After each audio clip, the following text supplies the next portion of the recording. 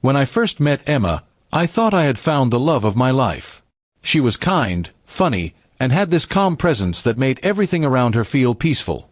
We met at work, bonded over late-night projects, and within a year, I knew she was the one I wanted to marry.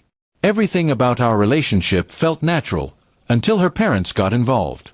The first time I met them, I could sense they were a bit controlling. Her father, Mr. Thompson, ran a small family business, and her mother seemed to have strong opinions about everything, from how I dressed to how I should speak. Still, I told myself they just cared about their daughter. I wanted to make a good impression, so I stayed polite, even when their tone felt a little dismissive. As Emma and I got engaged, the tone of our conversations began to change. Her parents started asking more questions about my income, my job stability, and even my savings.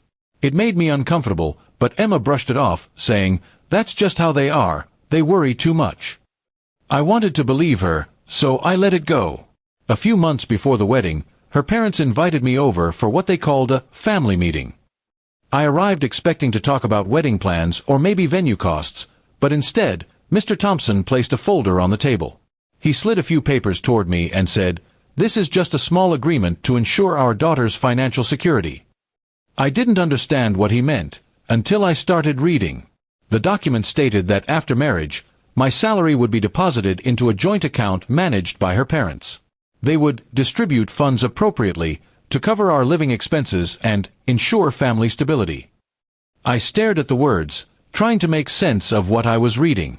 It wasn't a joke. They were actually asking me to give up control of my entire paycheck. I looked up and laughed nervously, thinking it had to be some kind of misunderstanding. But Mr. Thompson's face remained serious. Mrs. Thompson smiled faintly and said, "We just want to make sure Emma is provided for. Young men these days can be irresponsible with money." My heart started pounding. I glanced at Emma, waiting for her to say something, to defend me. But she sat there quietly, eyes down, saying nothing. "Emma," I said softly, "you agree with this?" She hesitated, then said, "My parents just want what's best for us.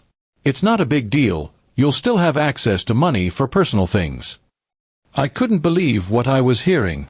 It felt like she was siding with them instead of me. I tried to explain that marriage should be based on trust, not contracts or control, but her parents looked offended. Mr. Thompson leaned forward and said coldly, "If you truly love our daughter, you'll sign. Otherwise, maybe you're not ready for the responsibility of marriage." The room went silent. I could feel their eyes on me, waiting for an answer.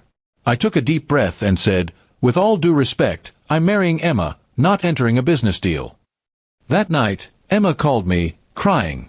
She said her parents were upset and accused me of being selfish. She asked me to just sign the paper for peace, but I couldn't bring myself to do it. I told her, "If your parents can't trust me to take care of you without controlling my money, what does that say about our relationship?" She didn't have an answer. Days turned into weeks, and things grew tense between us. Every conversation ended in arguments about loyalty and trust. Her parents even called my office, trying to pressure me into proving my commitment. That was the moment I realized this wasn't just about money, it was about control. They wanted to own our future before it even began.